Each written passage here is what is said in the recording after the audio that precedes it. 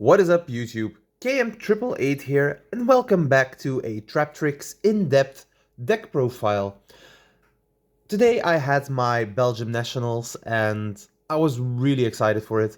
And all in all, I went 6-2, and I got 17th place with a top 16, which is sad, but yeah, it is what it is.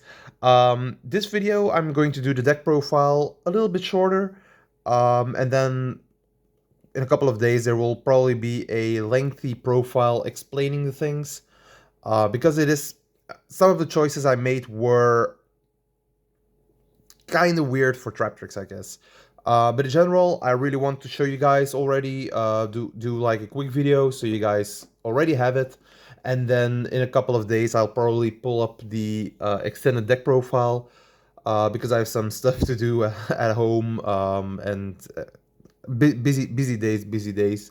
But I really want to get this out for you guys already. So yeah, X2, 6-2, really great. I loved it. It was amazing, and throughout the entire day, I only bricked once, which is actually good. So yeah, I'm gonna go into the deck profile, and then you'll see more of it, of course, in the extended deck profile. So yeah, first things first: triple Mermelio, triple Mantis. Shouldn't change this at all. One Traptrix Arachnocampa, one Traptrix Dionea. This is probably one of the weirdest changes that I decided to go with. Hear more about it in the extended version. And then double Traptrix Pudica still. I love this at 2, together with double Traptrix Garden. Even though I'm playing less Traptrix monsters, only 10, I still prefer the double Garden because Mantis plus Garden is really amazing. And it really helped out. It's really good. So yeah. And then for the trap holes, a little bit weird. Only 2 Traptrix Holotea. Don't log off. It actually works. You surge this so much and games are over in like that, in like a jiffy. It's crazy. So 2 was actually enough for this event. I'm pretty sure I'll probably still keep doing this. I only missed the third one once, and I'm pretty sure I was still going to lose that game either way, so it didn't really matter that game. I won the match in general still, so it's all good. But yeah, as I said, I only missed like the third Holotea once, and it was also a game that I sided out the Traptrix Triple Nightmare, so yeah, like at that point I only had 2 Gravediggers, 2 Holotea, and 1 Traptrix Triple Nightmare in my deck. But yeah, go minimalistic on the traps, because drawing these 2 often in your opening hand is what kills you like all the time, and having only these, like these 5, is actually enough. It might sound weird, but you'll see whenever I'll explain it more in depth. So yeah. But yeah, that's it for the Traptrix engine, basically. But I really want to show you guys this. I'm playing Parallel Exceed again in the main deck. Not because I wasn't afraid of Snake Eye anymore, but because this, for me, is full Traptrix combo if I see it alongside any hand trap. I don't like... I'm only playing 10 Traptrix monsters, so the odds of me opening one is actually a tiny bit smaller, which is actually good, because sometimes you just lose to having too many normal summons. And the Parallel Exceeds in here actually function as an extender when you have a Traptrix monster, or as a starter when you don't have one, but you actually have hand traps, because you'll see that in a little bit. So these are definitely here for consistency, and I mean, they're great. Double Pot of Prosperity, really good card. I've used it a lot this tournament, but I like, maybe this could be replaced by something else. It wasn't that great at all times, so yeah. And double Kashtira Fenrir. These were amazing. I'm probably not going to cut these anymore from this list, as long as I'm not playing Nibiru, Phantasme, or Bestials in my main deck. These are amazing if you're sure that you're not going to summon anything. You see a Fenrir, it's just an additional interruption. Card was great. I'm going to leave the Fenrir for a second, because these also functioned as a as non-engine going second cards alongside triple Ash Blossom, triple Ghost Ogre, triple Mourner, triple Veiler, triple Impermanence, and that's it for the hand traps. So 15 hand traps and double Fenrir. So I had 17 going second cards in the deck, which actually was helping a lot in all of my matchups. I think I did like 50-50 on my die rolls, so that was at least decent. So yeah, it was actually really fine to run these. Sometimes I missed my bells because I used to be running Bell in the main deck, but I didn't want to cope as much. I just read the 3-offs. It seemed like a way, like a way more mature way of looking at the deck list, I guess. Like not running all the 2-offs just in case, stuff like that, and just going for the 3-offs consistency. I did that, and it actually worked out really well. The only game that I bricked during the entire tournament was round 2, game 1. I went up against Tempai. The man let me go first, and I opened 5 hand traps. So yeah, I mean you can't play them. At that point you can't play. But I'm playing 15, so like the odds of drawing 5 hand traps is really low, and it just happened for once. So yeah, I mean that game sad, but yeah, that was the only brick. This is 39. The 40th card was Tisibu. There can be only one. Haven't used this card all day.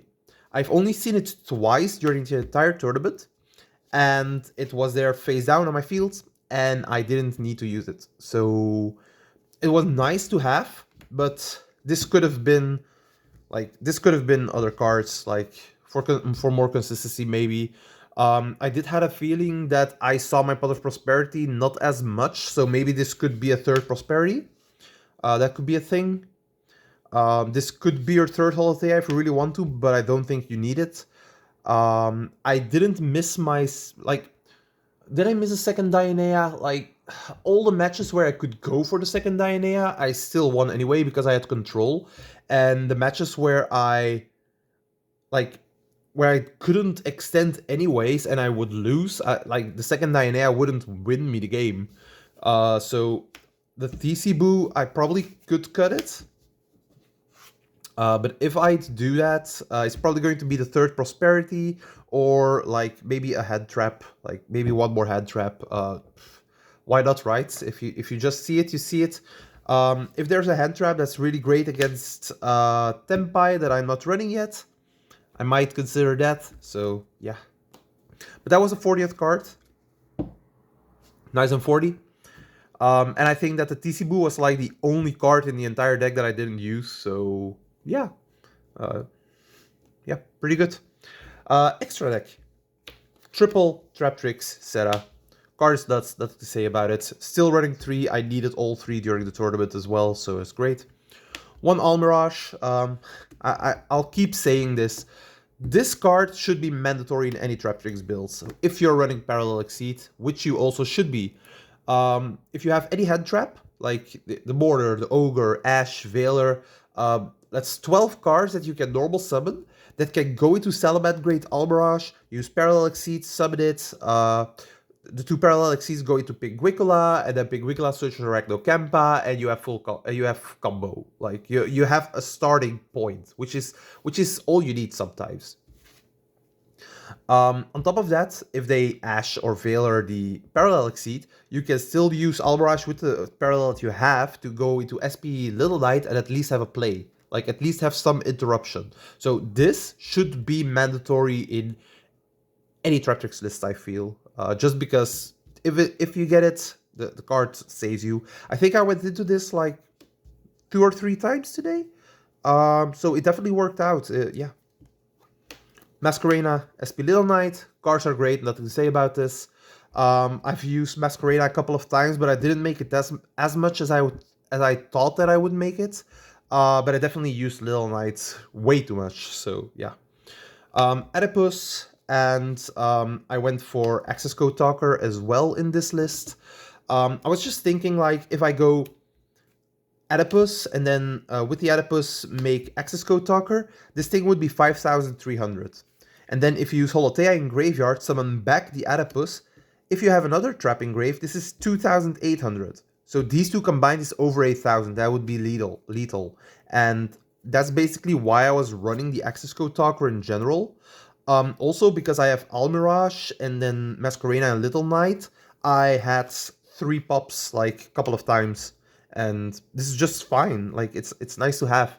So yeah, the Access Code Talker, also the fact that it's, like, even if you make it with only a link 2, like the Masquerena, it goes to 4,300, which is more than the Skull Guardian from Voiceless Voice. So you can actually just run it over, which actually comes up. So yeah, that's it for the link monsters. It's quite a few actually. So 4, 5, 6, 7, 8. I think it's important to have the variety. For Exceeds, I was on Rafflesia, I was on Pinguicula, and on Redoer. These are standard in Traptrix lists. If you're not playing these, you're doing something wrong.